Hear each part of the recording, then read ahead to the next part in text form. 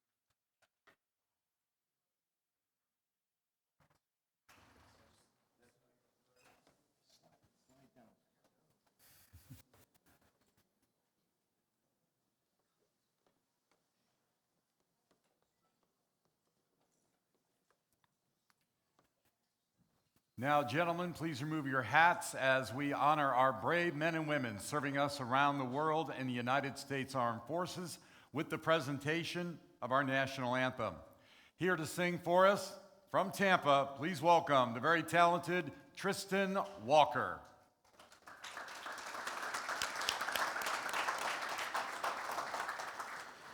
Oh, say, can you see by the dawn's early light what so proudly we hail at the twilight's last gleaming, whose broad stripes and bright stars through the perilous fight o'er the ramparts we watched were so gallantly streaming, and the rocket's red glare, the bombs bursting in air, gave proof through the night that our flag was still there. Oh, say does that star-spangled banner yet wave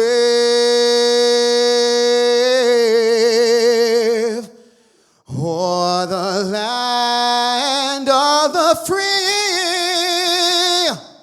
and the home of the brave.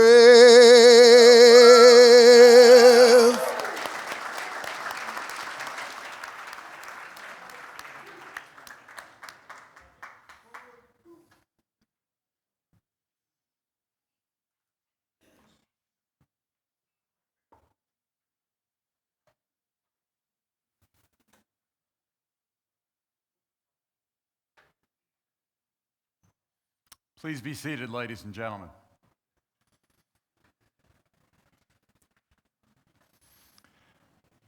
Good morning. I'm Bob Alexander, and on behalf of the Florida Boxing Hall of Fame Board of Directors, it is my pleasure and honor to welcome you all and the many more watching around the world live on the internet, courtesy of Gold Star Streaming TV. We welcome you to the West Shore Grand Hotel here in Tampa for the Florida Boxing Hall of Fame Class of 2019 induction ceremony. Before we begin, there's a few groups I would like to acknowledge. First, of course, being our sponsors who have made this incredible weekend possible. We'd like to thank our heavyweight premier sponsor, the Yared Foundation. Our featherweight sponsors include All Star Boxing, Brunetti Foundation, the Profitable Group, Jimmy and Linda Resnick, Chris Young, the WBC World Boxing Council, National Investment Services of America, Kimmons Plumbing, Jameson Financial Solutions, Renaissance Gems, Joanna Springstead, Alessi Bakery, Walter Alvarez, Arcadio Castro, Don Ballas, GoldStarStreaming.tv, the Hazelton family, Jeff and Deborah McCone, More Dental Care, Maydad Ronan and Bondi Boxing Gym, the Shadow League, Neo Matrix Medical, TCS Global Entertainment, and Bay Area Productions. Thank you all for those sponsors being here and making this weekend possible. I'd also like, on behalf of the board, to thank all of our many volunteers. There's too many to name individually, but like our sponsors, this could never happen, this entire weekend, without all of your great hard work. To the class of 2019, I've had the chance to talk to each and every one of you the last few months. You've all expressed how humbled you are by this honor. That being said, make no mistake, you are elite. You are the best of the best. From fighter to physician, matchmaker to referee, and all the other positions that are being recognized today, you've all gone the extra mile. When you were tired, you kept running. When everyone else had gone home, you were still working on your craft. It's not an easy achievement to gain entrance into any Hall of Fame. It takes years of hard work and sacrifice. But in the end, the sport of boxing, our sport, has been the benefactor of all your hard work. Today, we celebrate your achievements. We celebrate you. This is an honor that will never be forgotten. You will never be forgotten. Embrace this day and savor it. And if your tank is ever running on empty, just remember how good you felt on this day. It'll always be your day. Ladies and gentlemen, I welcome you to the Florida Boxing Hall of Fame, class of 2019.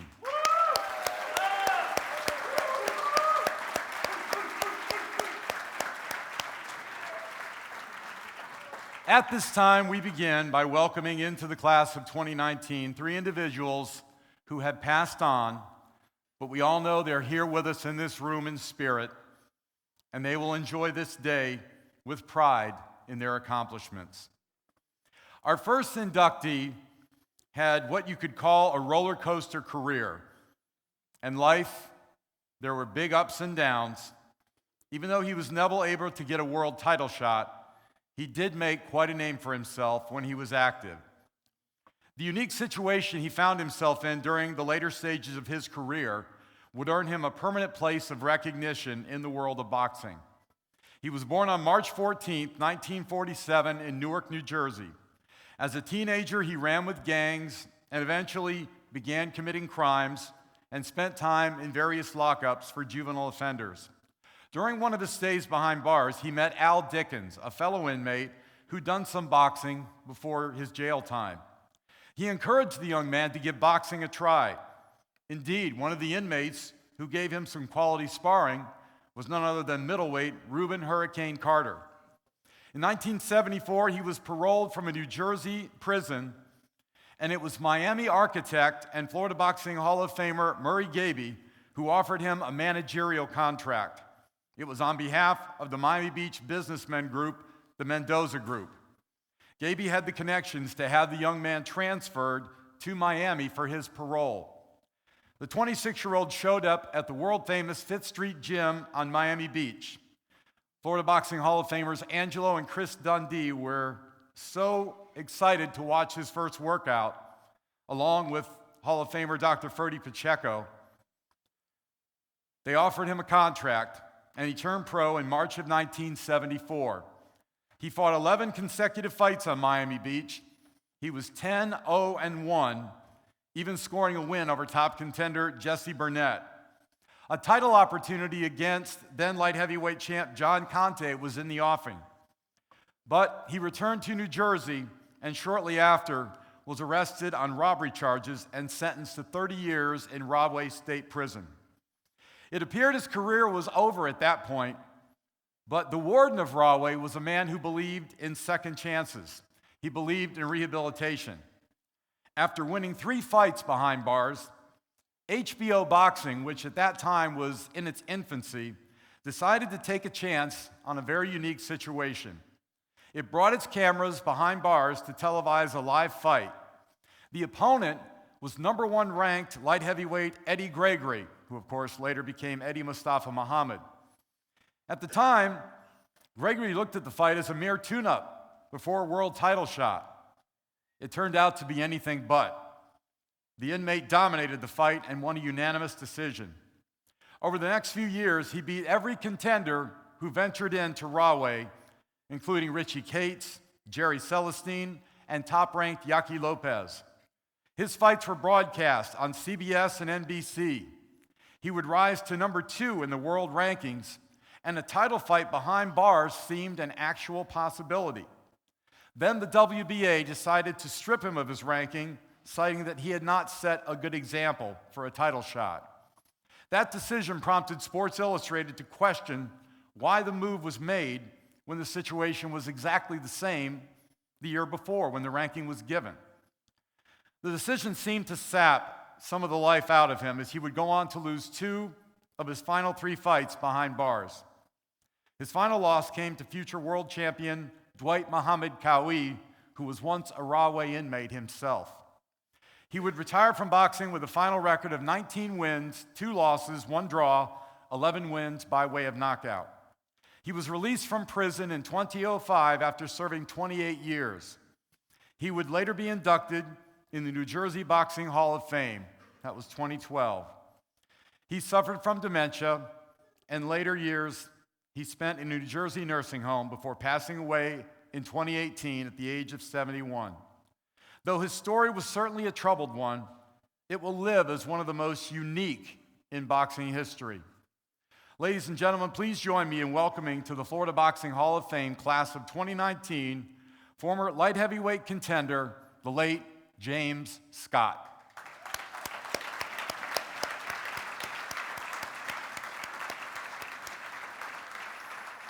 Accepting on behalf of James Scott, Florida Boxing Hall of Fame trainer and inductee Steve Canton.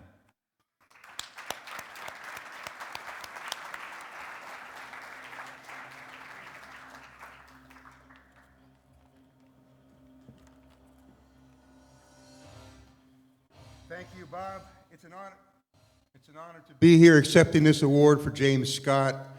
Bob chronicled his life, and what's great now, since he's passed, his legacy will live on forever. Thank you. We appreciate that.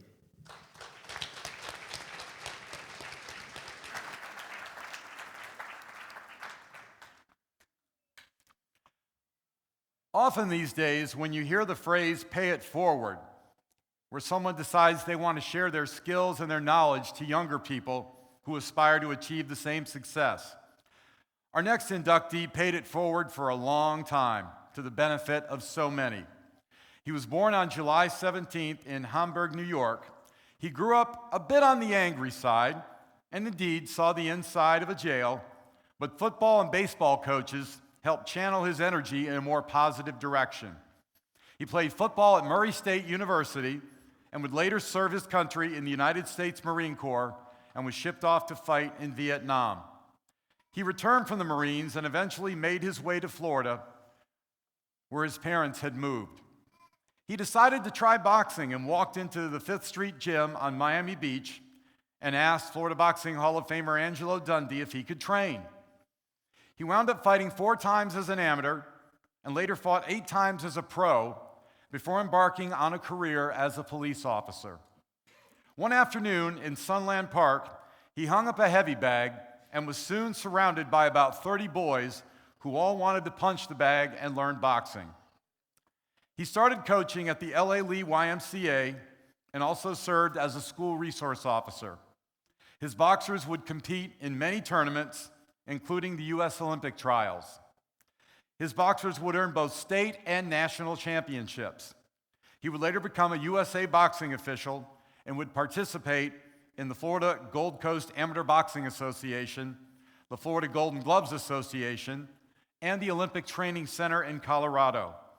He would coach the USA boxing team at the 1995 Pan American Games in Argentina and the 1998 Goodwill Games in New York. He was an alternate coach for the 2000 Sydney Olympic team. Near the end of his police career, he became project director of the Fort Lauderdale Police Department's Juvenile Alternative Motivation, or JAM. The program would fund playgrounds, after-school and summer activities, performing arts, academic competitions, and athletics. He retired from the police department after 28 years of faithful service to his community. He was still coaching young boxers at the Davie Police Athletic League Boxing Club when he passed away in March of 2016 at the age of 69. Many of his family, friends, and community members, as adults, credit him with literally saving their lives and giving them opportunities to flourish and grow. He led a great legacy and exemplified the meaning of paying it forward. Ladies and gentlemen, please join me in welcoming to the Florida Boxing Hall of Fame class of 2019, known by his nickname of Buffalo, boxing trainer, the late Peter Balkunas.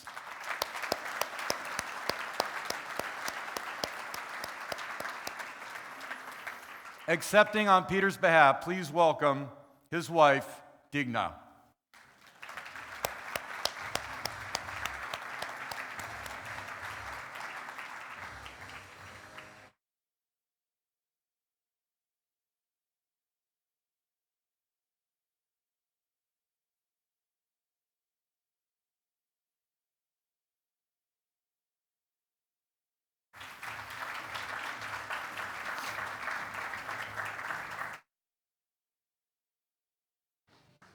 Thank you so much. It's wish Pete was here in person, but I know he's here in spirit and soul. I was going to say a lot of the things that you already said about him. So thank you for that. I really appreciate it. Thank you. Thank you.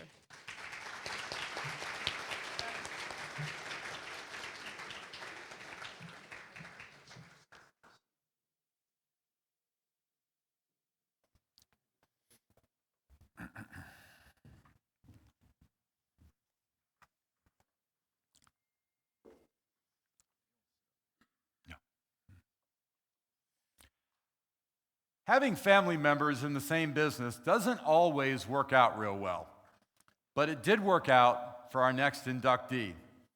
He was born in Youngstown, Ohio on September 16, 1959. He was a very talented athlete, playing football, baseball, and started boxing at the ripe old age of 6. Rather than turn pro, he decided to pass on his knowledge and became a trainer along with his brother Dan. They moved to St. Pete and never looked back. Dan became a trainer, and he followed his brother into the business a year later. He was a very talented and respected cornerman, and in time became one of the best cut men in boxing. He learned about being a cut man studying under the work of the great Eddie Aliano. Together, he and Dan trained hundreds of boxers over the years, including world champions like Jeff Lacey and Florida Boxing Hall of Famer world champion Ronald Rinky Wright. In 2010, the same year that his brother Dan was inducted into the Florida Boxing Hall of Fame, he himself received the Florida Boxing Hall of Fame Boxing Achievement Award. He passed away unexpectedly at the age of 49. He loved boxing, he loved working with fighters, and he loved working with his brother Dan. Now he has truly come home. Ladies and gentlemen, please join me in welcoming to the Florida Boxing Hall of Fame class of 2019, the late boxing trainer and cut man, Mike Birmingham.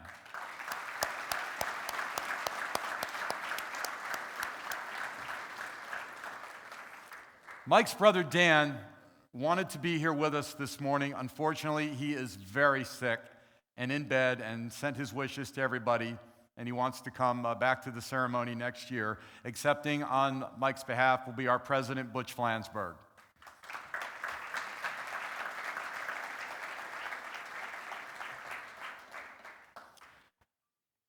At this time, ladies and gentlemen, one more time, if I could ask everybody to please rise. At this time, Florida Boxing Hall of Fame timekeeper Phyllis Gary will toll a final count of 10 in honor of the memories of our 3 newest inductees.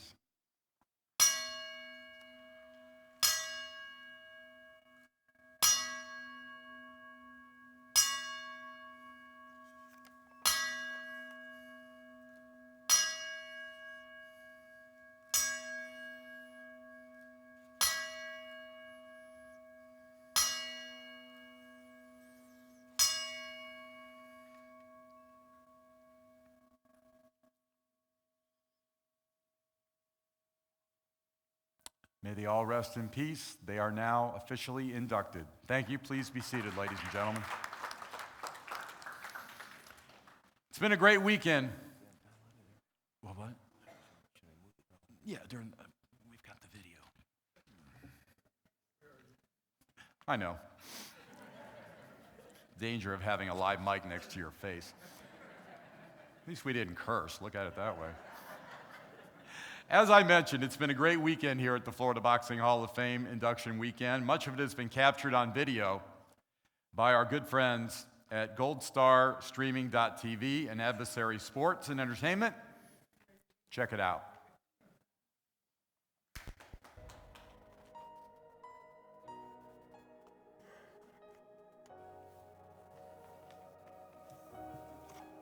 I'll be the last one standing, 2 hands in the air, I'm a champion. You'll be looking up at me when it's over. I live for the battle, I'm a soldier. Yeah, I'm a fighter like Rocky. Put your flag on your back like Ali. Yeah, I'm the greatest, I'm stronger. Bet my dues, can't lose, I'ma own ya. Hey, I've been working my whole life, and now it's do or die. I am invincible, unbreakable, unstoppable, unshakable. They knock me down, I get up again. I am the champion. You're gonna know my name. You can't hurt me now. I can't feel the pain. I was made for this. Yeah, I was born to win. I am the champion. When they write my story, they're gonna say that I did it for the glory. But don't think that I did it for the fame, yeah. I did it for the love of the game, yeah. And this is my chance I'm taking. All them old records I'm breaking. All you people watching on the TV, you go ahead and put your bets on me. Hey, I've been waiting my whole life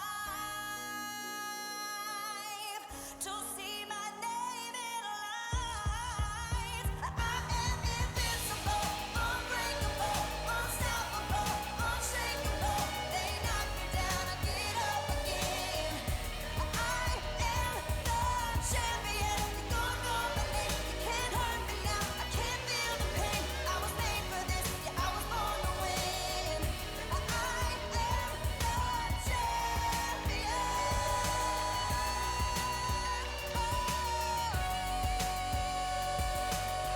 Born champion. The C is for the courage I possess through the drama. H is for the hurt, but it's all for the honor. A is for my attitude, working through the patience. Money comes and goes, so the M is for motivation. Gotta stay consistent, the P is to persevere. The I is for integrity, innovative career. The O is optimistic, open and never shut. And the N is necessary, cause I'm never giving up. See, they ask me how I did it, I just did it from the heart. Crushing the competition, been doing it from the start. They say that every champion is all about his principles. Carry. I am invincible, unbreakable, unstoppable, unshakable. They knock me down, I get up again. I am the champion. You're gonna know my name. You can't hurt me now. I can't feel the pain. I was made for this. Yeah, I was born to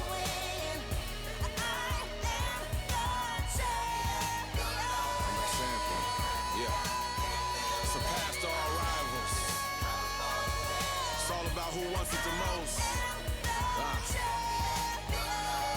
Fight for what we believe in. That's what champions are made of.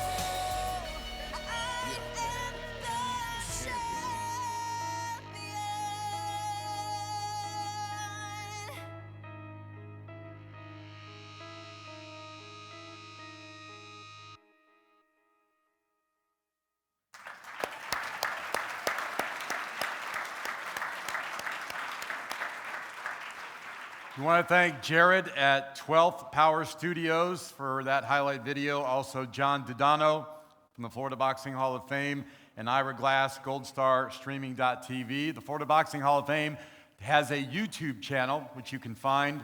And in a couple days, that video, along with the 2 tributes to Jimmy Williams and Dr. Alan Fields, they'll be posted again in case you didn't get a chance to see it last night.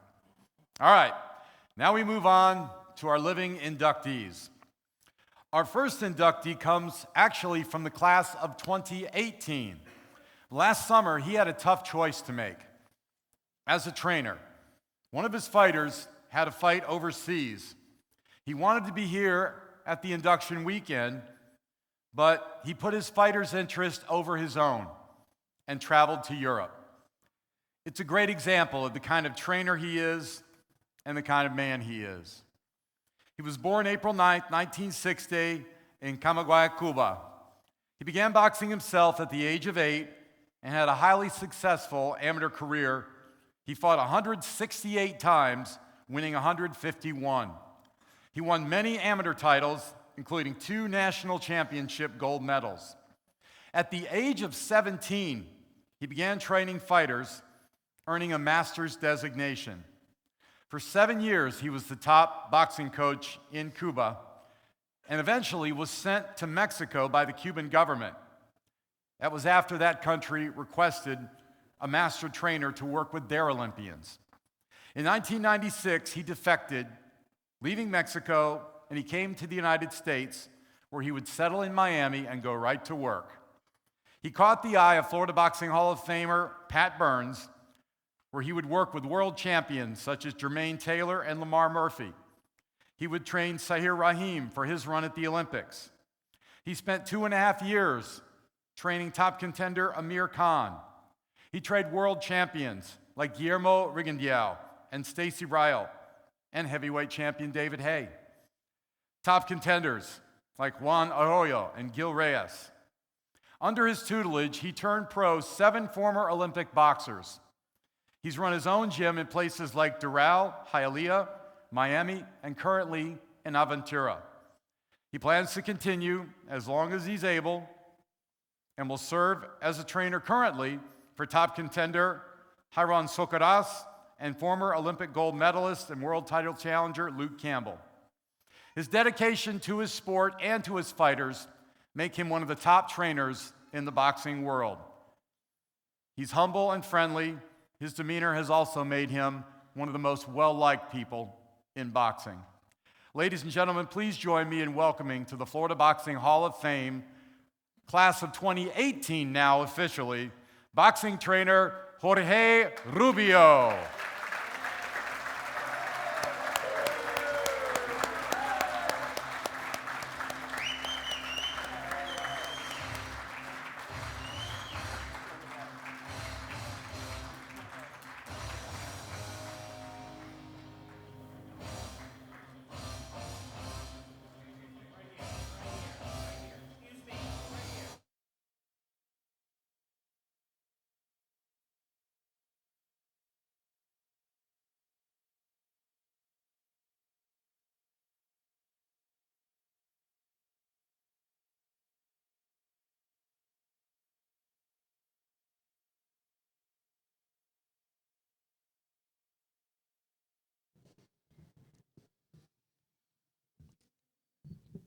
Thank you, everybody, for to be here, giving a support. My name is Jorge Rubio, boxing coach for 41 years ago.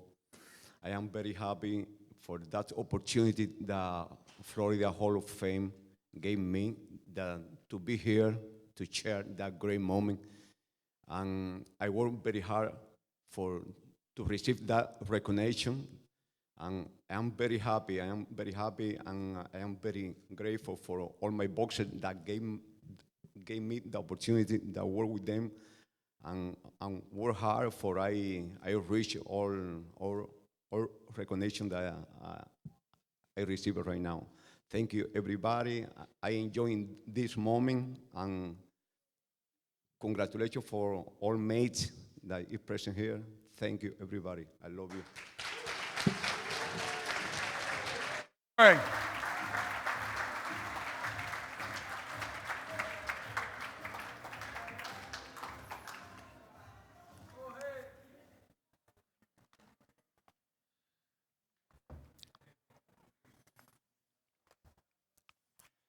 There's an old joke in boxing. How do you become a millionaire? Well, you start out with $2 million, then you become a boxing promoter. It'll sink in, don't worry. All jokes aside, being a boxing promoter is one of the toughest and most stressful jobs in our profession. The phone never stops ringing, neither do the complaints or the problems ever stop coming. Some only last one fight, maybe two. But some make a great career and spend a lifetime putting on great shows and thrilling audiences all over the world. That's the case with our next inductee. He was born on July 17, 1954, in Sawa La Grande, La Villa, Cuba. He moved to Florida and was an accomplished baseball player. Indeed, playing first base as a pro in Belglade, Florida. He enjoyed careers as both an amateur and a professional boxer as well. Most of his fights were of what they call the underground variety, off the radar. But Florida Boxing Hall of Famer Chris Dundee was instrumental in his growth in the boxing business. He fought in club fights all over the state and learned much of his craft at the legendary Fifth Street Gym on Miami Beach, even learning from the greatest himself, Muhammad Ali. He also had great mentors and former champs like Ike Williams and Florida Boxing Hall of Famer Bo Jack. He made the move to start training fighters at the young age of 17, opening a gym in Pahokee, Florida. During the Mario boat lift from Cuba in the early 1980s, he took in many of the fighters who came to the U.S. and helped train them in Pahokee. In 1999, he formed his own promotional company, Nelson's Promotions, and was off and running. Champions Kermit Cintrone and Mauricio Pastrana were some of his early fighters seen on ESPN. He also worked with Florida Boxing Hall of Fame matchmaker Tommy Torino. Among his world champions included Yoel Casamayor, Ricky Quiles, Ramon Garbe, and Robert Daniels. He's promoted shows all over the state of Florida, and indeed all over the world. He established a training camp all the way in Kazakhstan and invited fighters from all around the world to train there. In 2016, he promoted a show in Kazakhstan, and 7 members of the Florida Boxing Hall of Fame went along to work. It became known as the Florida Boxing Hall of Fame Goodwill Tour. At that show, 20,000 fans showed up to see his fight. Several thousands had to be turned away at the gate. In recent days, he's promoted here in Florida in places like Orlando and Boca Raton, and continues international shows in places like Colombia. He provides well-matched shows and continues to give young and up-and-coming pros a chance to realize their dreams. He's gone from underground to the forefront of his craft. Ladies and gentlemen, please join me in welcoming to the Florida Boxing Hall of Fame class of 2019, promoter Nelson Lopez Sr.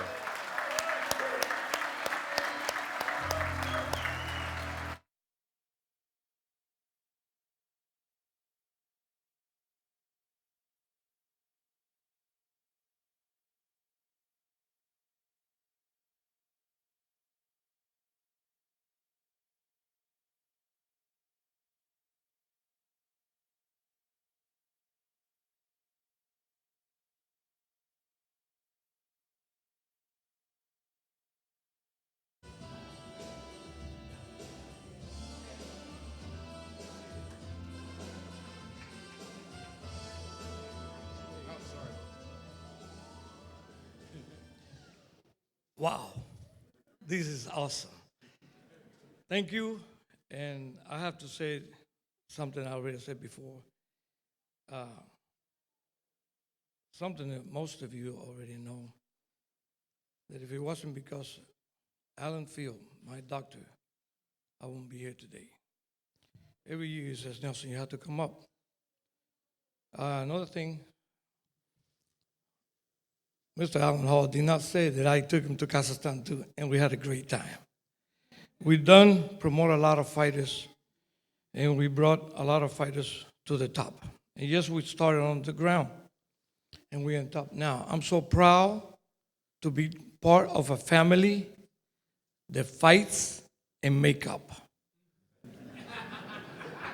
We fight and we make up. You know, it's like how husband and wife, they fight and then they go to bed. It's the best time. Even if you lost, you shake your opponent's hand and you say, you're the champ, even though he beat your ass.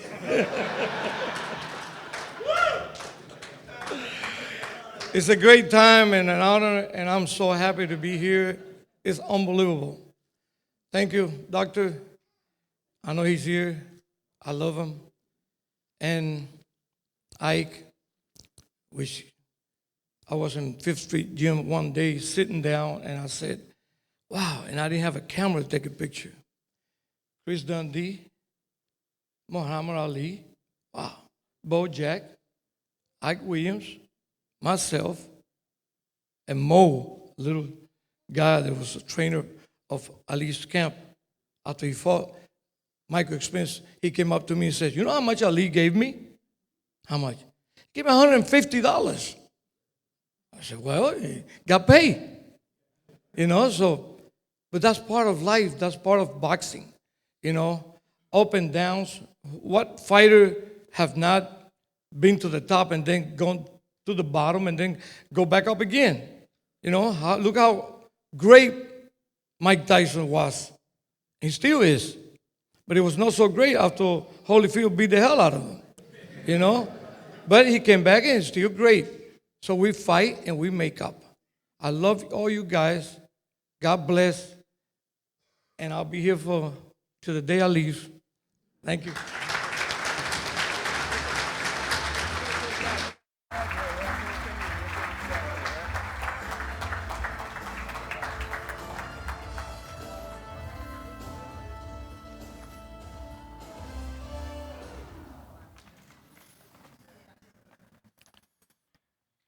To be successful in any business venture, you have to be strong physically and mentally.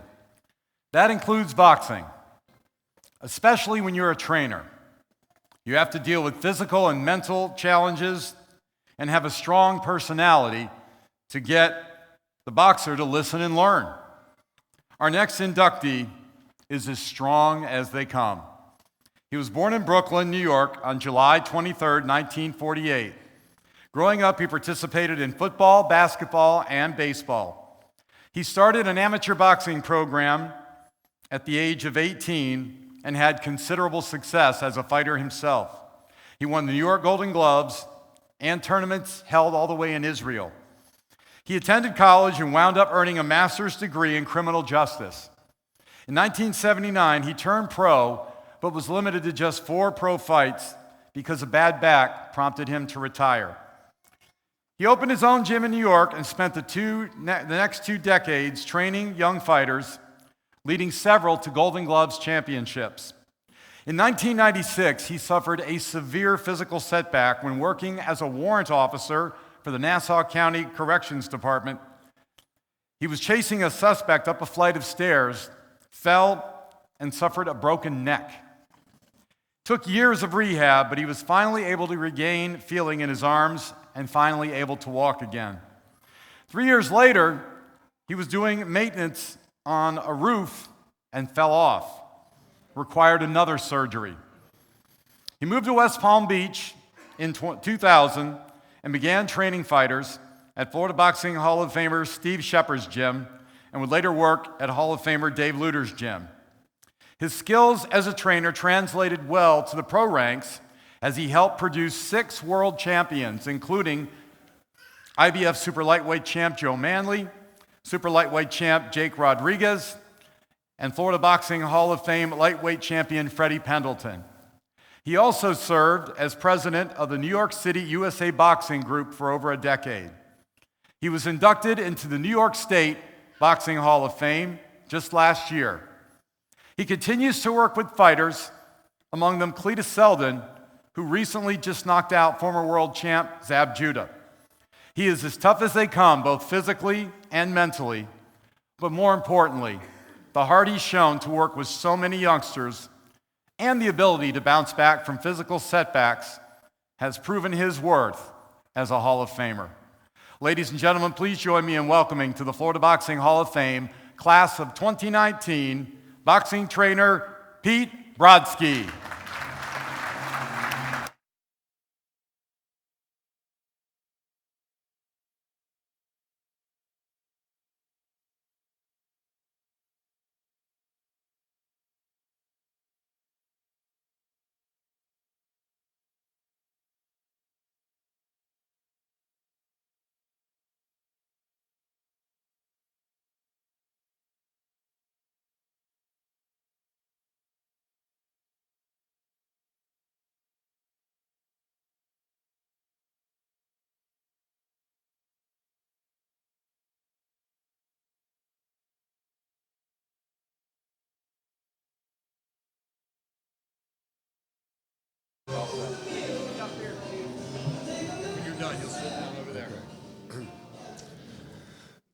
Well, thanks, everybody.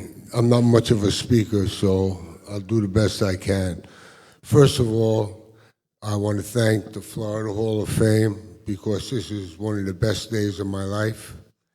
I was fortunate enough to experience an induction last year in New York, and though that's my home state, my feelings and what went into doing this in Florida mean just as much as anything I ever did in New York. And needless to say, over the last 20 years, I've met and encountered a lot of great guys and women through the boxing.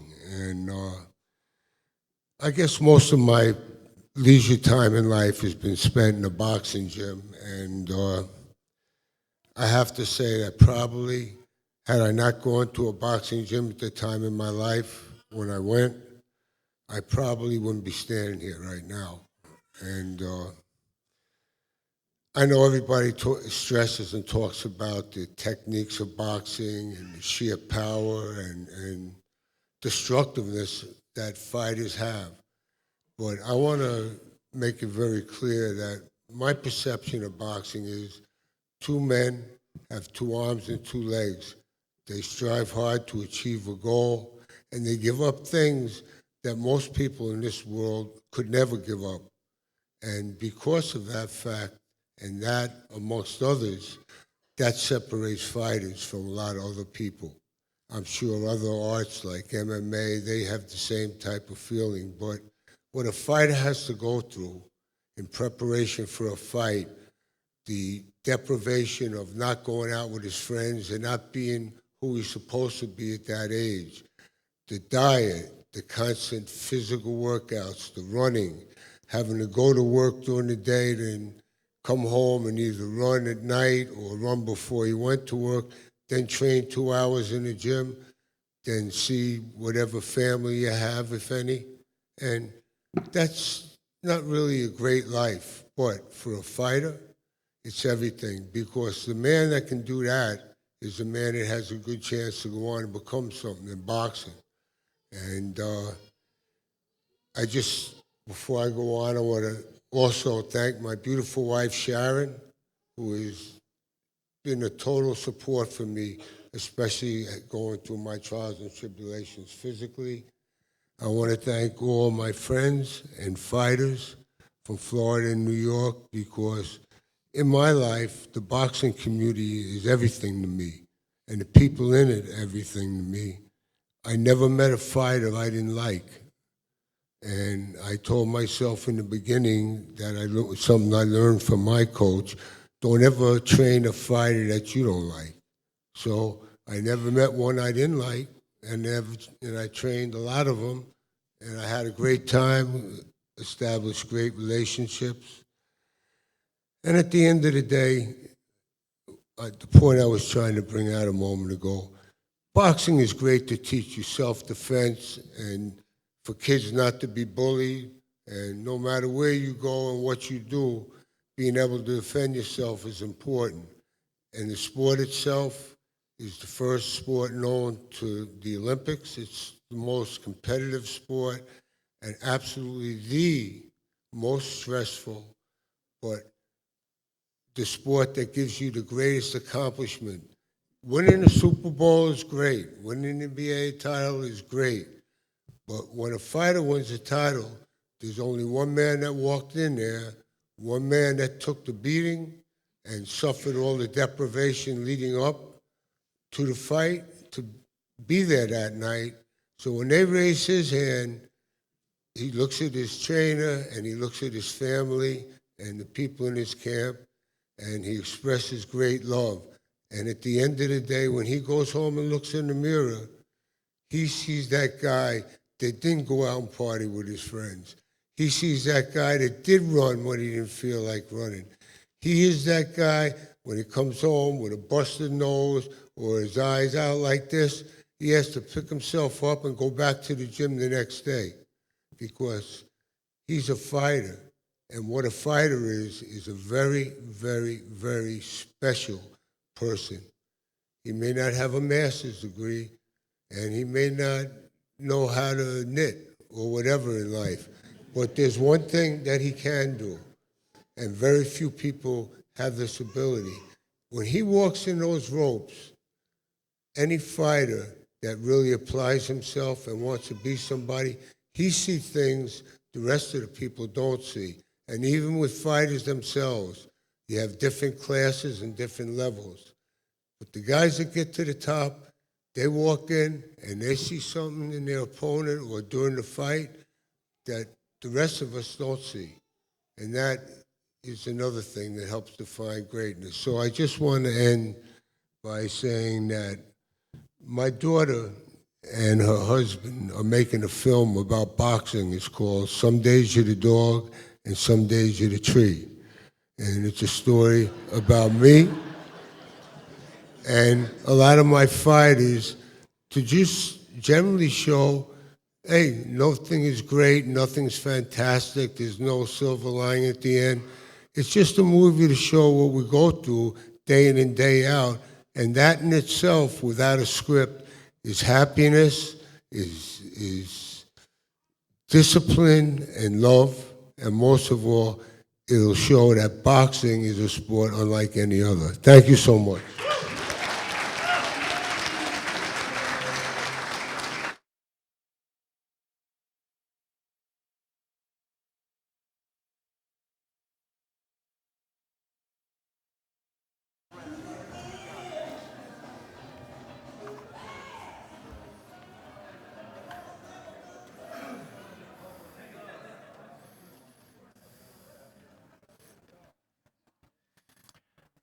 When you accomplish enough in one state to go into a Hall of Fame, it's quite an accomplishment. When you make that impact on two different states, that's even more special. That sums up our next inductee, very special. He was born on June 8, 1932 in Brownsville, Pennsylvania. Growing up in Pennsylvania, he was one of the country's top high school football prospects, but he elected to serve his country and join the military. He was recruited to the boxing team in the military and went on to win 43 fights, 42 of them by KO. He was named a top prospect by Ring magazine. After leaving the military, he would go on to play college football at the University of Kansas and 1 year of pro football in LA before an injury ended his career. He spent time working as a sheriff's deputy and police officer, settling in Kalamazoo, Michigan. He would eventually establish the Kalamazoo Boxing Academy, which would become one of the top boxing gyms in the country in the late 1970s. When Florida Boxing Hall of Famer Don King put together an ABC televised tournament, 9 fighters under his tutelage would wound up winning some championships. He worked with Florida Boxing Hall of Fame heavyweight champions Pinklin Thomas and Tony Tucker.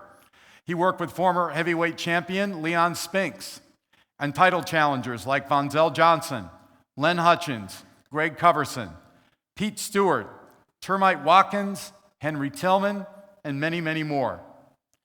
Now, this gentleman has one weakness. It's his love of fishing. And that is what helped bring him here to the Sunshine State. He struck up friendships with Florida Boxing Hall of Famers Phil Alessi Sr. and Lou Viscusi, who convinced him to bring his boxing talent to Tampa. Why not? He could enjoy the gym, and he could fish year-round. Perfect marriage. He joined the Alessi gym, and along with Florida Boxing Hall of Famer Jimmy Williams, worked with a host of talented fighters there, such as Hall of Famer James Salerno and John the Beast Mugabe. He would also guide former Sarasota football star China Smith to 2 NBA heavyweight titles. He would go on to promote shows all over the state of Florida, places like Tampa, Sarasota, Pensacola, and Miami. But that's just part of his many accomplishments. At one point, he held ownership in a pro hockey team. He was also a concert promoter who produced shows with the likes of Elvis Presley, the Doobie Brothers, Kenny Rogers, and Elton John. He became very close to Florida Boxing Hall of Famer and former heavyweight champion Muhammad Ali and Ali's manager, Herbert Muhammad. He would go on to work as a confidant for that pair's many business dealings. In Michigan, a documentary was filmed chronicling his success at the Kalamazoo Boxing Academy. A museum is now housing boxing artifacts collected from his time there. He was also presented with the key to the city of Las Vegas for his promoting and contributing to the sport of boxing. Over his 5 decades in our business, he's guided hundreds of young men to success in the ring, and out, he has served as a mentor and father figure. On a personal note, I've had the pleasure of serving as this gentleman's ring announcer for most of his shows since the early 2000s. He's always been a man of his word, decency, lots of integrity, and one day I hope to join him for a fishing expedition. And if we don't catch a single fish on that day, I'll just be happy to be in his company and hear many more amazing stories about his amazing life. Ladies and gentlemen, please join me in welcoming to the Florida Boxing Hall of Fame, class of 2019, boxing promoter and trainer, Henry Grooms.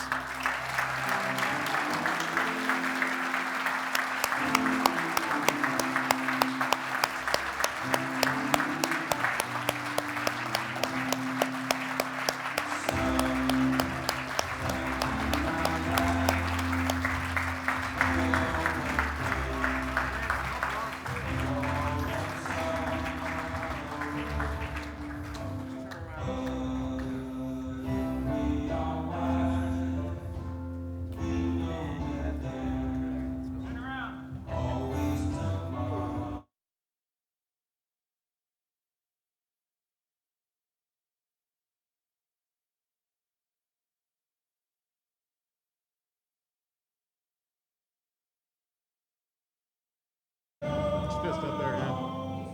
There you go. All right, you're good to go.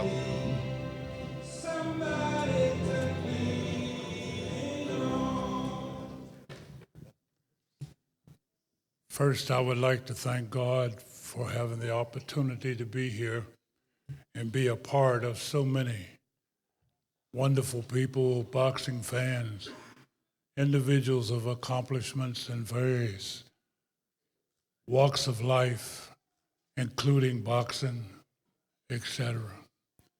I have been, and I want to say that I am most appreciative of knowing people such as Jimmy Williams, Eddie Fletch, Emmanuel Stewart,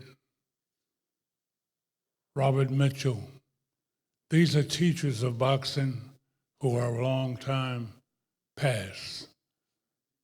They are individuals that I've had the pleasure of having to do business with, to become friends with, family with, and associates.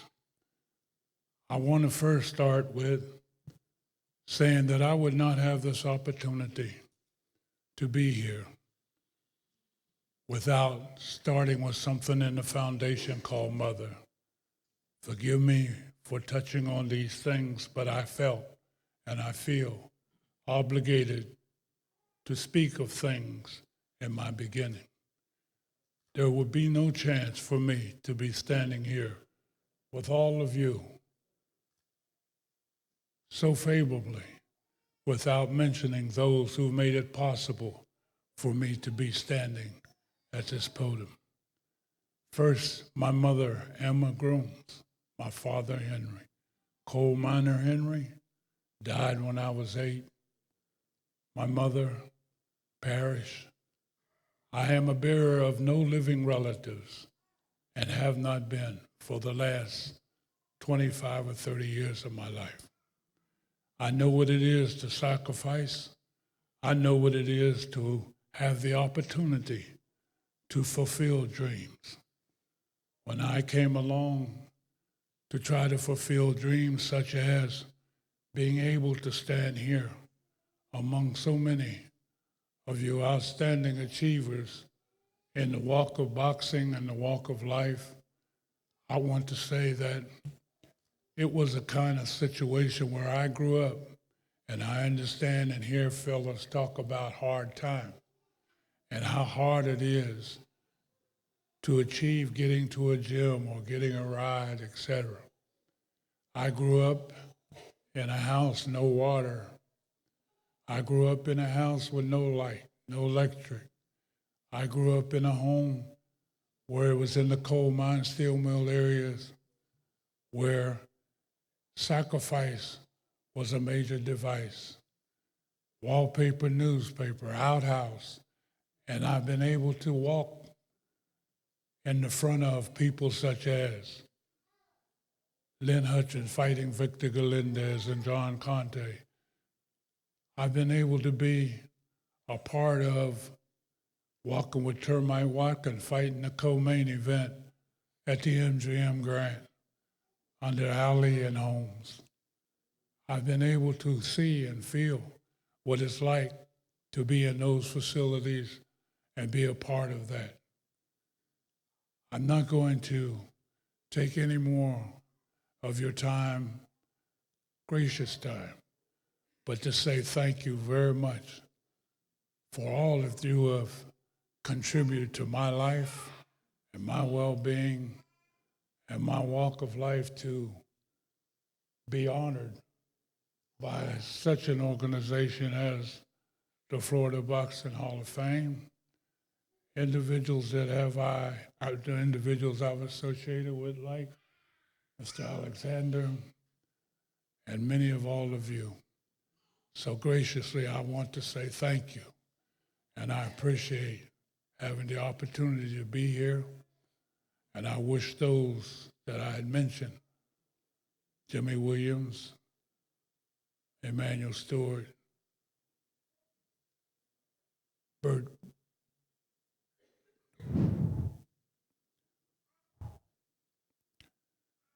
I thank you.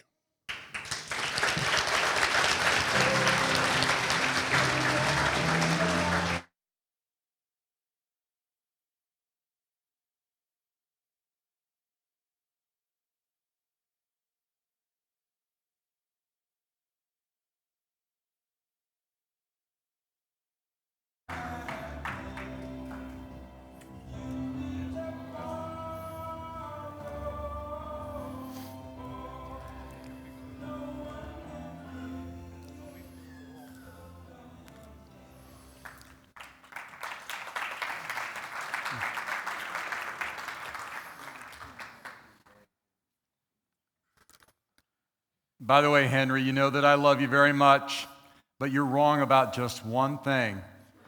You are not going without a family anymore. This is your family right here.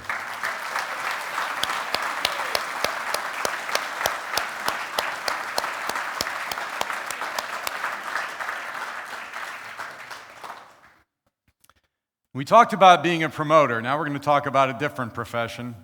If you ask those in the boxing profession, what would be the one toughest job there is in the sport?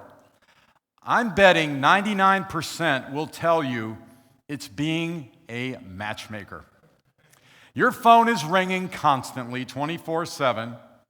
You have people coming up with you with any issues, and it's everybody: promoters, commissioners, managers, fighters, even ring announcers bug him sometime. You have to have tough skin and an abundance of patience. And if you're a matchmaker who also chooses to be taking on the job of show coordinator, you have to have twice all those qualities that I just mentioned. Some can pull it off and make a great career for themselves, just like our next inductee. He was born on December 19th in El Aceba, Honduras.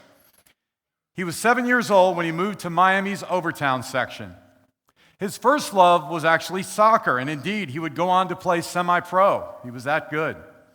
His love for boxing began when he embarked on a very successful amateur career at the age of 16.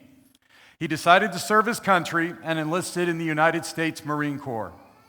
He was shipped out the day after graduating from Miami Beach High School. While in the Marines, he continued to box and would rack up some 70 fights. After 4 years in the Marines, he returned to Florida, where he went to work for the Miami Herald. In 1987, he went to work for the Broward County Sheriff's Office, where he remains working this day in community outreach and crime scene investigations. A few years before, he began a career as a boxing trainer and had the chance to work with some of the biggest names in the business, including Florida Boxing Hall of Famers Roberto Duran and Hector Macho Camacho. He also worked with world champion Wilfredo Gomez. He helped develop Frances Barthelemy and guide him to a world championship. Florida Boxing Hall of Fame promoter Phil Alessi Sr. would take advantage of his skills, and he was sent abroad to places like England to train fighters. In the mid-1990s, Florida Boxing Hall of Fame matchmaker Tommy Torino began to teach him the skill of being a matchmaker. His biggest move came when he was hired by Warriors Boxing Promotions in Fort Lauderdale, where he went to work under Jesse Robinson and later Florida Boxing Hall of Famer Leon Margulies. Since then, he's put together hundreds of fight cards, including some 60 world title fights, including heavyweight title fights both in the US and overseas. He's traveled to matchmake shows in places like Russia, Ireland, Mexico, and England. He's worked for some of the biggest names in the sport: DeBella Entertainment, the Heavyweight Factory, Burt Deering and Henry Grooms. He also serves as matchmaker and fight coordinator for the now rising company M&R Boxing Promotions in Miami. He even manages to stay involved with amateur boxing, helping pave the way for future generations of champions. Whether he's matchmaking, coordinating, or both, his reputation for being a professional is as solid as any in the business. I've had the chance to work with him since 2005. He's always been true to his word, treating people with fairness and respect. Ladies and gentlemen, please join me in welcoming to the Florida Boxing Hall of Fame class of 2019, matchmaker and coordinator. His mother named him Melvin, but we all know him as Chico Rivas.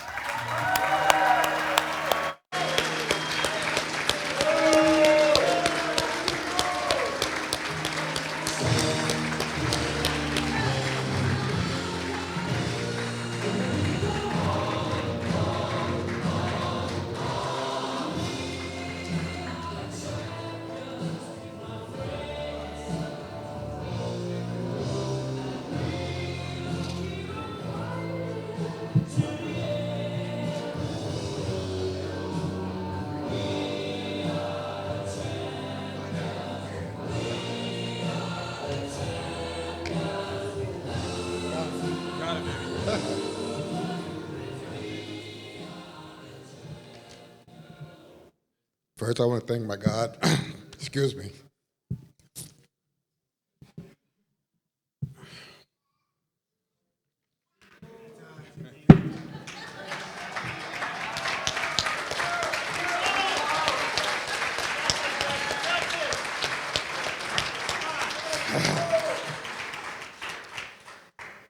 First, I want to thank the Hall of Fame, Florida Hall of Fame, for this honor that you gave me. When they called me, they asked me I was going to be inducted as a participant. I didn't know what that meant. But Kathy explained to me, Chico says, you're a jack of all trades. Trainer, manager, promoter, matchmaker, coordinator. So for that, I want to thank you. Second of all,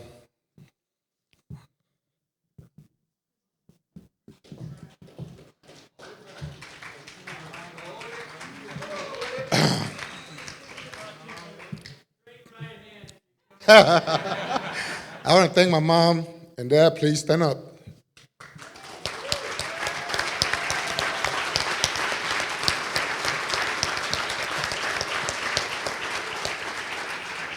When I started in the business, my dad used to get upset with me. I opened up gym in 1986, and he says, son, you're losing money every time you open this gym. Well, I stuck with it, Dad. Look where we at. All right. Third, I want to thank my kids. I have 4 beautiful kids. Arlette, can you stand, please? Elias, who's not here. And my little one, Nemesis. I want to thank you. I know Dad always traveling a lot, never been around, but I love y'all. Third, I want to thank my girlfriend, who's always supporting me, Anna. She's always there with me, so thank you. Get that out of the way. Yes, like you said, this matchmaker is hard.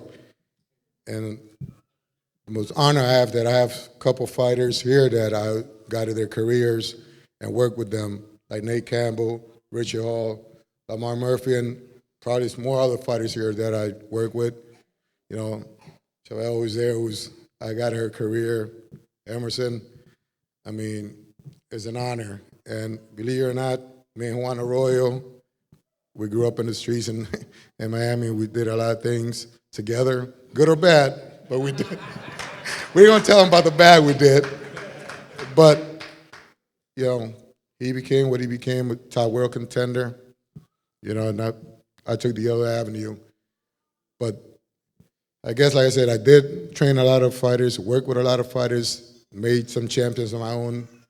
But I think the gratitude and everything I've done is made fighters that I didn't even know into top contenders and world champion, got to their careers.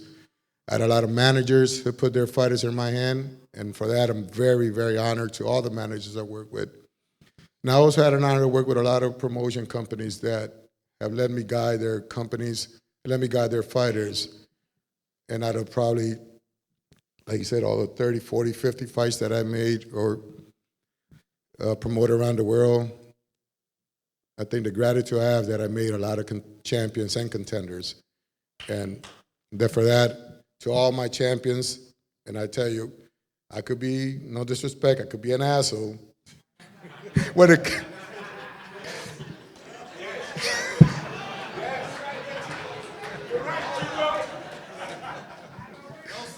but,